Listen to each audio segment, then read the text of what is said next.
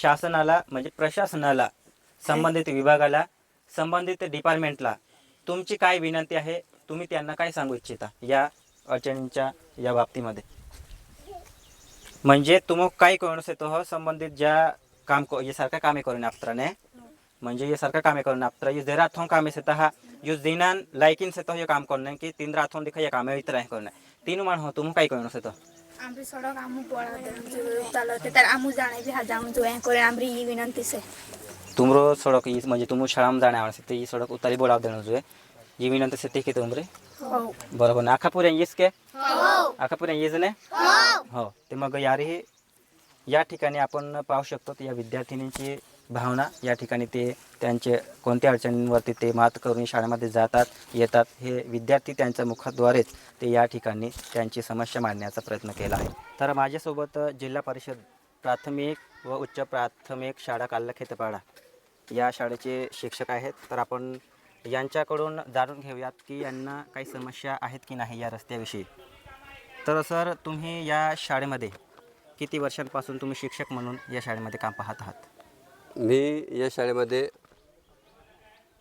29 सप्टेंबरला आलो. जवळपास 8-10 महिने झाले आणि या शाळेमध्ये एकूण 259 विद्यार्थी शिक्षण घेत आहेत. विद्यार्थ्यांच्या खूप समस्या आहेत आणि आमच्या पण व्यक्तिगत समस्या भरपूर आहेत. म्हणजे इथून आम्हाला विशेषतः पावसाळ्याच्या दिवसामध्ये इथं नाला मोठा असल्यामुळे नाला वरून पाणी जास्त खूप येत असल्यामुळे इथं रस्ता वाहून जातो. रस्ता वाहून जातो नसल्यापेक्षा इथे रस्ताच नाही आहे. रस्त्या याला नाल्याला पूल नाही आहे. त्याच्यामुळे मुलांनासुद्धा इथं यायला खूप अडचणी होतात. आम्हाला तिथं 3 किलोमीटर गाडी उभी करावी लागते. तिथून पायपीट करत इथपर्यंत यावं लागतं. 3 किलोमीटर 3 किलोमीटर इतकं लांबहून गाडी तिकडे थांबून आपल्याला या शाळेत शाळेत यावं लागतं. विद्यार्थ्यांना शिकवण्यासाठी विद्यार्थ्यांना यावं शिकवावं लागतं. हो. तर तुम्ही या रस्त्याविषयी किंवा या अडचणींवरती एखाद्या संबंधित विभागाला किंवा संबंधित अधिकाऱ्यांना काही सूचना दिल्या आहेत की? आमच्या पातळीवर आम्ही मागे जसं आम्हाला वरून आलं होतं कलेक्टर साहेबांना की तुम्हाला काही शाळेविषयीच्या काही अडचणी असतील हो. त्या अडचणी तुम्ही सांगा.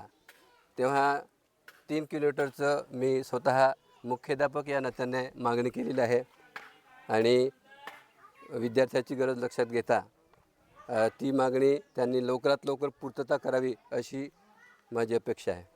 तर या ठिकाणी सरांच्या मनामधील जे भावना आहेत या रस्त्याला घेऊन ते या ठिकाणी आपल्याला सर मांडले आहेत आपल्यासमोर. तर संबंधित विभागाने यावरती लवकरात लवकर कारवाई करायला पाहिजे आणि या रस्त्याची पाहणी लवकरात लवकर करायला पाहिजे आणि रस्त्याला लवकरात लवकर दुरुस्त करून द्यायला पाहिजे अशी या ठिकाणी सरांची मागणी आहे आणि विनंती आहे. नमस्कार, मी गोविंद पावरा. तर मित्रांनो, मी एक ग्रामपंचायतमध्ये आलेलो आहे. तर महाराष्ट्रामध्ये नंदुरबार जिल्ह्यातील धडगाव तालुक्यामध्ये ग्रामपंचायत उमराणी बुद्रुक या ग्रामपंचायतमधील पाडा काल्लखेतपाडा या पाड्यामध्ये मी आलेलो आहे. तर माझ्यासोबत ग्रामस्थ आहेत. तर ग्रामस्थांसोबत आपण चर्चा करूयात की यांची काय समस्या आहे आणि काय मागणी आहे. ते आपण ग्रामस्थांसोबत चर्चा करून त्यांची काय मागणी आहे, त्यांची काय विनंती आहे ते आपण जाणून घेण्याचा प्रयत्न करूयात. तर पाडा आहे काल्लखेतपाडा आणि तुम्ही एक या रस्त्यावरती उभे आहात.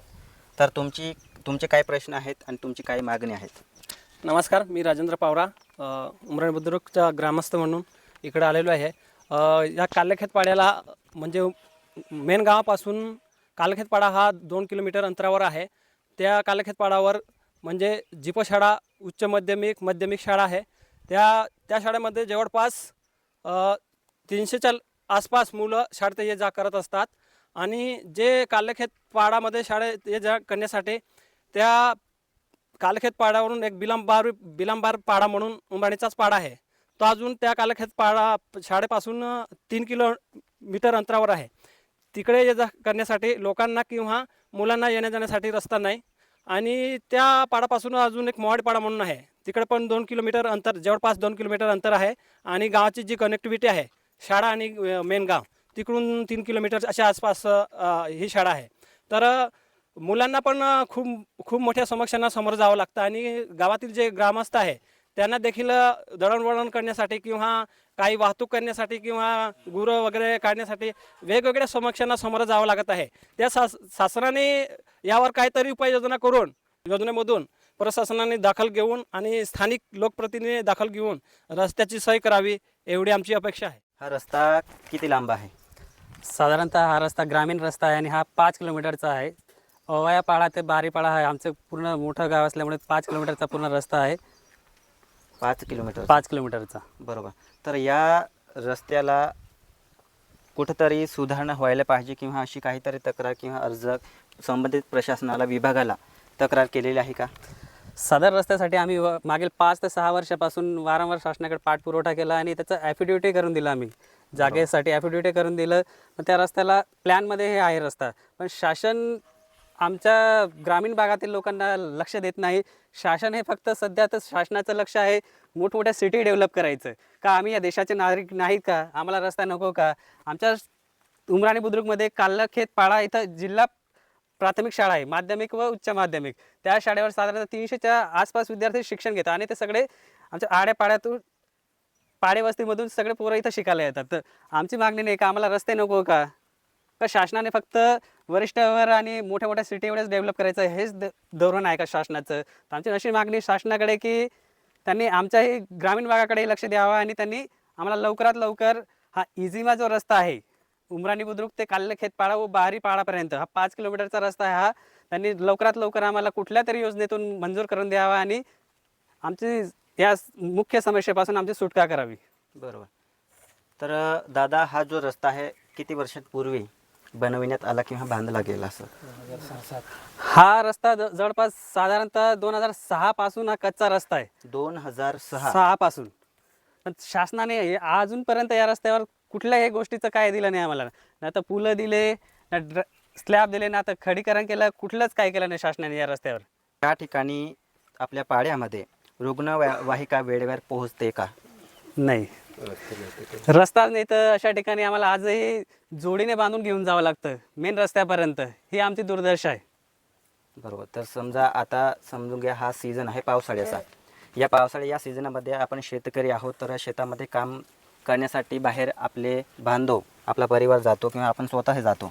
तर त्या ठिकाणी आपल्याला विंचू, साप असे जे जीवजंतू आहेत ते आपल्याला चावल्यात, तर आपण इमर्जन्सीमध्ये आपण या ठिकाणाहून आपण पेशंट म्हणून किंवा त्या व्यक्तीला आपण हॉस्पिटलमध्ये घेऊन जाण्यासाठी कशी सोय करून आपण घेऊन जातो? भारत स्वातंत्र्य होऊन जवळपास 75 वर्ष होऊन गेले, आजही आम्हाला जोडीचा वापर करावा लागतो. हे खूप मोठं दुर्दशा आहे आमची. शेतात माल पिकवता 6 महिने त्यांना घरात ठेवावं लागतं का? तर रस्ता नाही, गाडी जात नाही घरापर्यंत. तर या रस्त्याची प्रशासनाने पाहणी केली आहे का प्रत्यक्ष येऊन? जिल्हा अधिकारी कार्यालयाकडून त्यांनी 2 वेळेस लोकांना पाठवलं. फक्त लोकांना पाठवतात, शासनाच्या लोकांना पाठवतात, पण प्रत्यक्षात त्याची अंमलबजावणी अजून काहीच नाही. 2006 आणि 2026 अद्याप या रस्त्याची अवस्था आहे तीच आहे आणि उलट दिवसेंदिवस हा रस्ता खराब होताना आपल्याला दिसत आहे. या ठिकाणी आपण ग्रामस्थांसोबत चर्चा केलेत, त्यांना मी काही प्रश्न विचारलेत, त्यांच्यावरती त्यांचे काही अडचण आहे, समस्या आहे, ते प्रत्यक्षात ते अनुभवले आहेत, ते या ठिकाणी आपल्याला सांगितलेलं आहे मुखावाटे.